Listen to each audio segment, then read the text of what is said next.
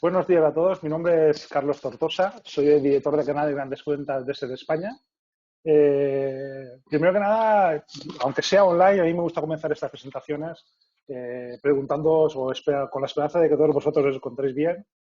La mesa redonda en la que hemos participado antes estábamos comentando que para esta situación que estamos viviendo nadie hemos recibido educación y ni con lo que tiene precisamente con nuestra presentación ni con lo que tiene que ver con la vida que todos teníamos hasta el mes de marzo.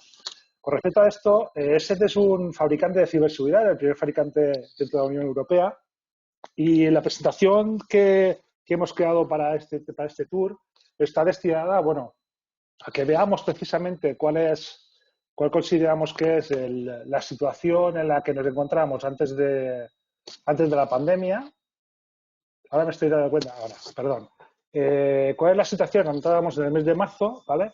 Especialmente, naturalmente, en el campo de trabajo, bueno, donde una gran cantidad de centros de trabajo tenían que cerrar y su única opción de continuar el negocio pasaba porque los empleados siguieran realizando sus actividades de los propios domicilios. Esta situación, en esta era de globalización en la que vivimos y donde el dato tiene un valor incalculable, pues sí, conlleva una serie de consecuencias. Queremos hablar de la situación en el mes de marzo, de la situación actual y en qué afecta la ciberseguridad en todo este nuevo paradigma, ¿no? de trabajo, de teletrabajo, o como queramos llamarle. En España, perdón, me salto una diapositiva, tenemos un informe realizado por IT Trends que indica que prácticamente el 60% de la población activa pues bueno, no teletrabajaba de manera habitual desde sus propios domicilios. Informes de este tipo pues hemos visto muchos y variados y las cifras no varían demasiado entre el 8% de desconectados que teletrabajaban en el mes de marzo o cifras de en torno al 7 al 6%. Y con respecto al resto de países de nuestro entorno, pues bueno, España apenas tenía un 7,5% de trabajadores en el año 2018. Esta situación 2018-2019 se mantenía, como decía antes, en torno al 7,5, al 8, al 6.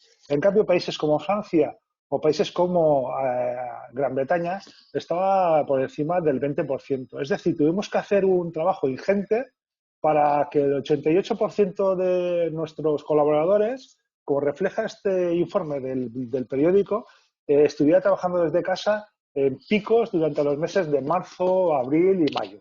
Bien, ¿a qué nos enfrentamos con esta nueva situación? Pues bueno, nos encontramos con que nos fuimos a trabajar a casa y estaban utilizando dispositivos que realmente nuestra compañía no había certificado como seguros. Pedíamos el control de acceso a la información. No sabíamos si realmente la persona que se estaba identificando por el otro lado era realmente quien decía ser.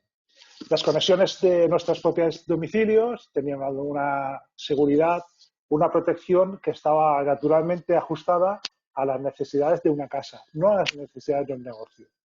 Y nos encontramos que teníamos que modificar los planes de contingencia y de continuar el negocio porque los teníamos diseñado para un entorno, como también había comentado antes, en el que el teletrabajo no era precisamente el porcentaje más alto en el que estaban trabajando nuestros colaboradores. Con esta nueva situación, bueno, nos damos cuenta de que ya el perímetro había desaparecido, pero que trabajando desde casa todavía desaparece más. Nos encontramos con una serie de nuevas vulnerabilidades, con contraseñas débiles, ausencia de soluciones de seguridad, como decía antes, conexiones con redes inseguras, dispositivos con información no cifrada, dispositivos, en algunos casos incluso domésticos, que teníamos que parametrizar para que la protección del dato de nuestra compañía fuera la que la compañía necesita, no la que teníamos en nuestro teléfono, pues bueno, para un uso, dijéramos, diario doméstico. Además, tenemos que confiar en las copias de seguridad que la compañía tenía y una falta de utilización de sistemas y dispositivos que nosotros mismos sufrimos, no ya dentro de la compañía, sino con clientes que tuvieron que poner en marcha dispositivos que llevaban un tiempo sin utilizar con sistemas operativos realmente obsoletos, por lo tanto, en muchos casos, inseguros. Además, apoyado todo esto, detectamos una serie de nuevas amenazas, como podría ser la pérdida de dispositivo, la evidente infección de código malicioso, ejecución de exploits, el daño de los propios equipos, en algún caso, y también tenemos cifras al respecto, en los del año pasado de ingeniería social que se dispararon en los meses de marzo, abril y mayo. Además, encontramos también informes como este, también de IT Trends, es que vemos que el aumento de ataques durante el confinamiento llegó a picos de 18 millones de ataques diarios a finales del mes. Es decir, nuestros laboratorios detectaban estos picos. Un 94% de los encuestados admitía haber tenido algún intento de ataque en un dispositivo personal que además se estaba utilizando para el trabajo de la empresa. Y en muchos casos, los dispositivos que estaba utilizando, evidentemente, albergaban también información de la propia compañía. Es decir, había aumentado la cantidad de ataques que se producían a dispositivos móviles, al acceso a información, y en muchos casos de ellos esta información que albergaban nuestros dispositivos, además era información privilegiada de la propia compañía. En cuanto a gestión de riesgo, pues bueno, también detectamos el acceso a información sensible, se accedía a sistemas corporativos de redes wifi no públicas o no segurizadas. Estábamos dando, los dispositivos tenían un perfil de administrador, con lo cual era complicado poder controlar qué aplicaciones se instalaban por parte del propietario. Por lo tanto, podíamos instalar aplicaciones que no tuvieran la completa seguridad. Teníamos equipos corporativos que se habían convertido precisamente en lo contrario. Un equipo corporativo, el portátil que nos habíamos llevado para trabajar desde casa, pero habíamos comenzado a utilizarlo para uso doméstico, a pesar de estar teletrabajando. Por otro lado, el respaldo de la información se convertía en algo necesario. Era importante poder asegurarse de que la información que se estaba generando desde el propio domicilio de cualquiera de nuestros colaboradores tenía su copia de seguridad en las ubicaciones que habíamos considerado en un principio. Tuvimos que pasar a utilizar sistemas de autentificación más robustos de lo que detectamos. Utilizábamos la contraseña y el nick de cada usuario para poder acceder a información privilegiada, y era necesario esta protección aumentarla y que fuera todavía más robusta. Y además detectamos de empresa que no solo la política de seguridad que tenía en muchos casos no existía, sino que se tuvo que modificar para ajustarla a este nuevo paradigma a que nos enfrentamos. Hablando precisamente de una de estas patas, que era la protección, o mejor dicho, la identificación del usuario, las herramientas más sencillas que podemos encontrar en el mercado son los dobles factores de autenticación. Algunos de ellos necesitan de un aplicativo adicional, en algún caso un hardware. En nuestro caso nosotros disponemos de una solución que se llama S-Secure Authentication, que proporcionamos a muchas de las compañías durante el confinamiento de forma completamente gratuita para que ese teletrabajo estuviera garantizado con la identificación del usuario. Y en este caso, el S-Secure Authentication es una herramienta que se instala en prácticamente cualquier dispositivo móvil de cualquier sistema operativo, y lo que nos identifica es el usuario porque es precisamente quien tiene en sus manos el dispositivo en el que está albergada esa contraseña que finalmente identifica a la persona que está accediendo a la información de la compañía. Esta herramienta se puede gestionar de manera completamente centralizada en nuestra cosa de administración, donde se gestionan prácticamente todas nuestras soluciones de seguridad, y se convierte en una herramienta de identificación robusta. Otra de las patas que fue necesario identificar, pues bueno, con tantas patas de puertas abiertas, nos dimos cuenta que necesariamente era una monitorización de los activos de la compañía. Saber quién accede a información, monitorizar qué se hace con los archivos y en algunos casos restringir estos accesos.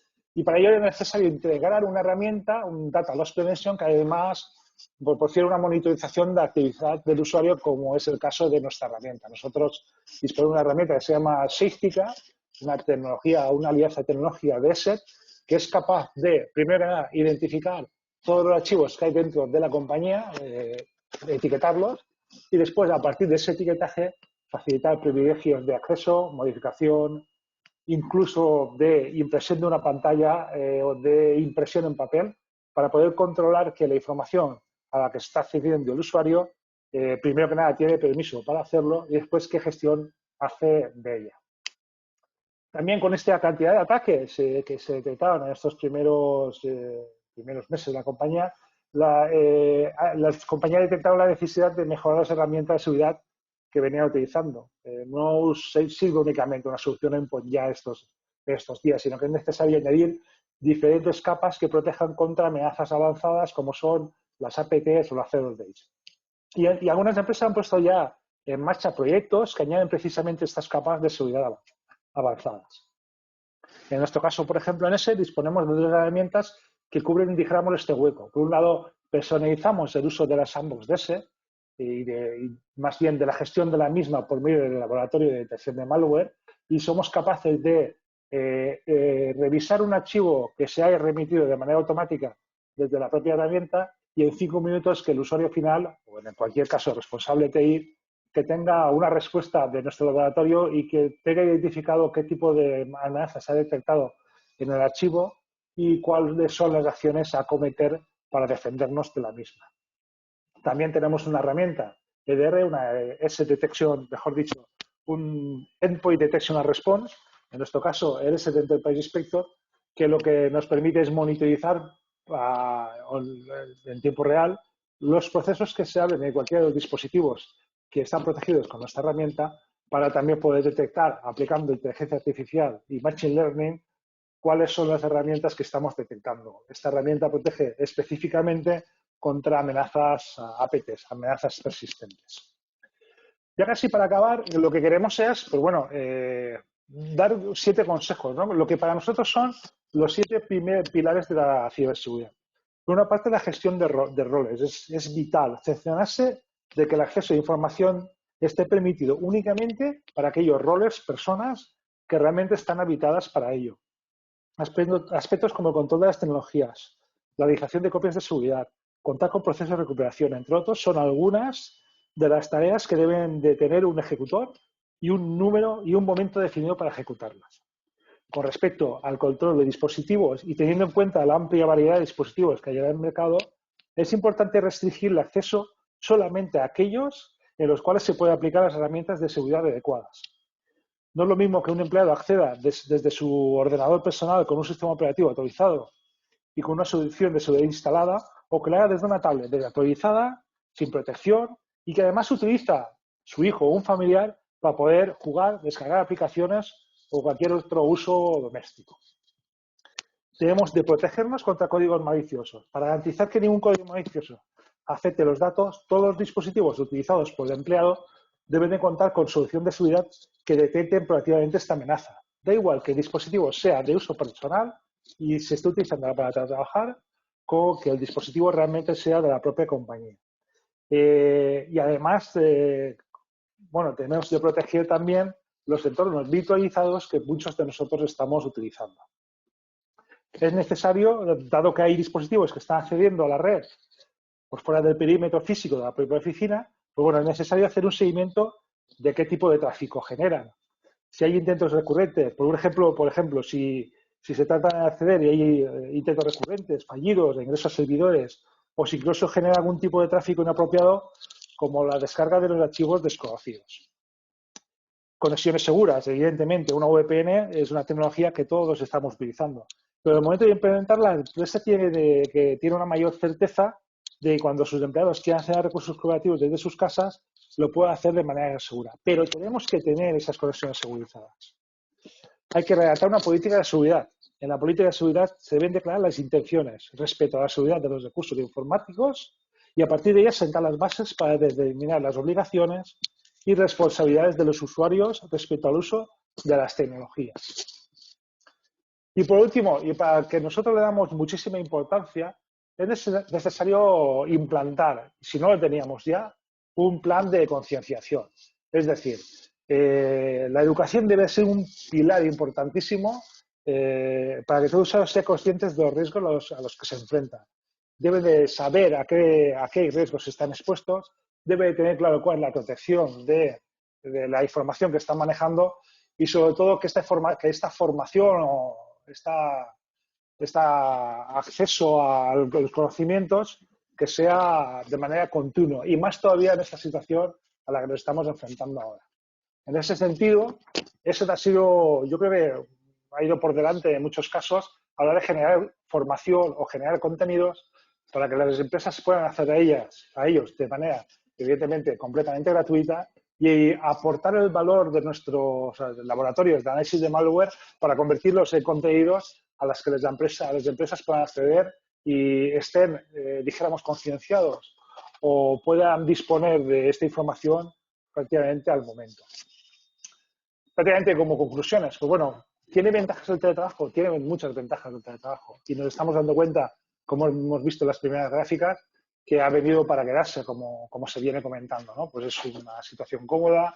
En algunos casos aumenta la productividad porque evitamos tener que realizar desplazamientos innecesarios y además ayuda a la conciliación familiar en situaciones, como comentaba Carlos antes, en la que además tenemos en casa hijos pequeños. Pero además hay que tener en cuenta que el teletrabajo ha conllevado una serie de riesgos, ha aumentado las amenazas, hemos perdido el control de la información, nos hemos visto obligados a utilizar herramientas que nos permitan asegurar que la persona que accede a la información es quien dice ser y dispone además de los permisos para poder acceder a ella.